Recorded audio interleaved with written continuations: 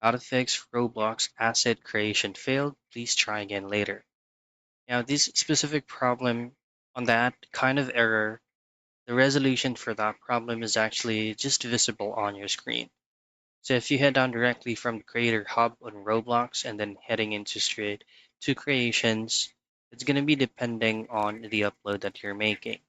Say, for example, you're uploading into avatar items that is specifically for classic shirts or classic pans or whatsoever. All I have to do from here is just to simply follow the specific format. So it has to be at least JPG, PNG, TGA, or BMP. Now the maximum file size is around 20 megabytes. So if you click on upload asset, upload your picture that you prefer, you will usually receive an error if one of the format that you're trying to upload is not being followed that is showing on your screen. Same goes with development items for audio, videos, and so on. Now for audio, it has to be at least an MP3 or OGG, FLAC, or WAV files.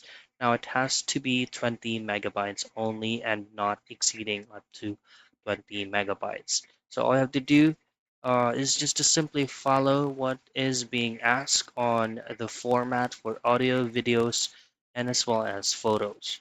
And those are the things that you can do for you to fix Roblox asset creation failed. Please try again later.